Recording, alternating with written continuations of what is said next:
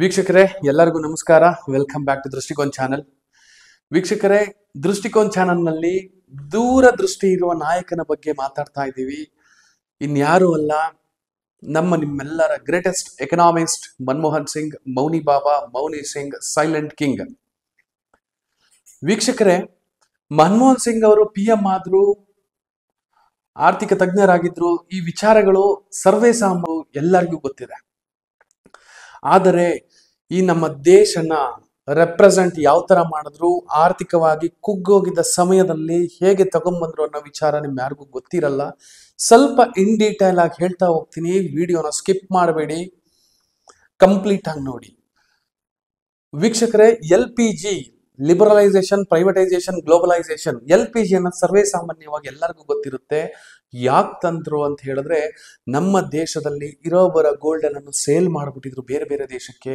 ಆ ಸಮಯದಲ್ಲಿ PV ನರಸಿಂಹರಾವ್ ಅವರು ಪ್ರೈಮ್ ಮಿನಿಸ್ಟರ್ ಆಗಿದ್ರು.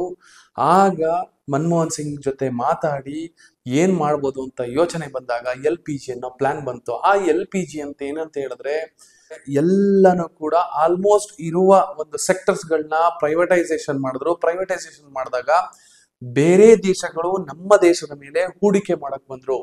ಆ ಹೂಡಿಕೆ ಏನಾಯ್ತು, ನಮ್ಮ GDP ನ ಡೆವಲಪ್ ಮಾಡ್ತಾ ಬಂತು. ಆ GDP ಅನ್ನೋ ಒಂದು ಇದನ್ನು ಕೂಡ, ಇಂಡೆಕ್ಸ್ ಕೂಡ ನಮ್ಮ ಮನಮೋಹನ್ ಸಿಂಗ್ ಅವರೇ ಒಂದು ಹೈಲೈಟ್ ಮಾಡಿದ್ದು.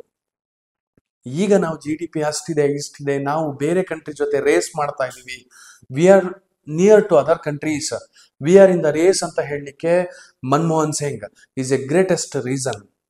ಅವರ ಒಂದು ಎಕನಾಮಿಕ್ ನಾಲೆಡ್ಜ್ ಇಲ್ಲ ಅಂತ ಹೇಳಿದ್ರೆ ನಾವು ಇನ್ನೂ ಆರ್ಥಿಕವಾಗಿ ಕುಗ್ಗೋಗ್ತಾ ಇದ್ದೋ. LPG ಅನ್ನೋದು ಆ ಮೀನಿಂಗ್ ನ ಕೊಡುತ್ತೆ. ನೆಕ್ಸ್ಟ್ ಮನ್ರೇಗಾ ಯೋಜನೆ ಬಂತು, ರಾಷ್ಟ್ರೀಯ ಗ್ರಾಮೀಣ ಉದ್ಯೋಗ ಖಾತ್ರಿ ಯೋಜನೆ. ಆಗ ನಿರುದ್ಯೋಗ ಅನ್ನೋದು ತುಂಬಾ ಕಾಡ್ತಾ ಇತ್ತು. ಒಂದು ಗ್ರಾಮೀಣ ವ್ಯಕ್ತಿಗಳಿಗೂ ಆ ಉದ್ಯೋಗ ಬರಬೇಕು ಅನ್ನೋ ಯೋಜನೆನೂ ಕೂಡ ಮನಮೋಹನ್ ಸಿಂಗ್ ಅವರು ತಂದ್ರು.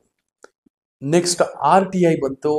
RTI ಈಗಿನ ರಾಜಕಾರಣಿಗಳಿಗೆ ಭ್ರಷ್ಟಾಚಾರ ವಿರೋಧವನ್ನು ಮಾಡಬೇಕು ಅಂತ ಹೇಳಿದ್ರೆ RTI 2005 ಏನಿದು, ಈ ಮಾಹಿತಿಗಳನ್ನ ತಕ್ಕೊಂಡು ನಾವು ಮಾತಾಡ್ತಾ ಇದೀವಿ ಅಂತ ಹೇಳಿದ್ರೆ because of Manmohan Singh.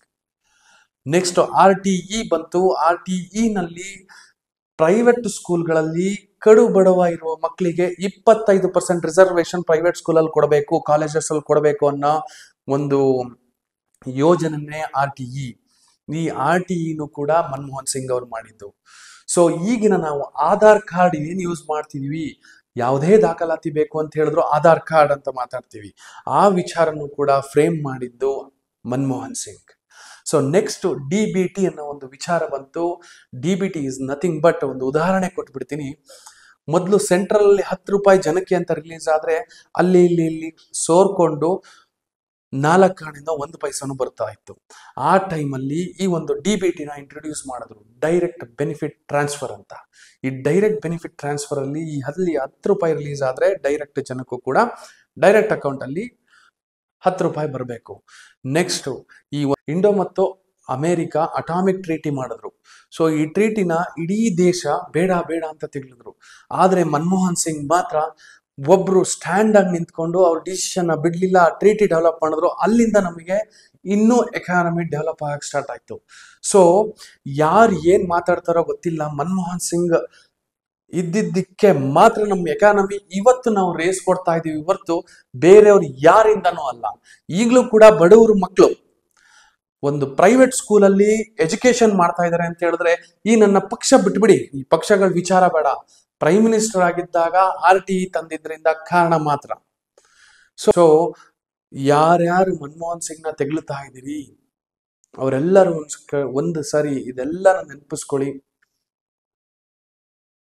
Hands off you Manmohan Singh. ಹೋಗಿ ಬನ್ನಿ.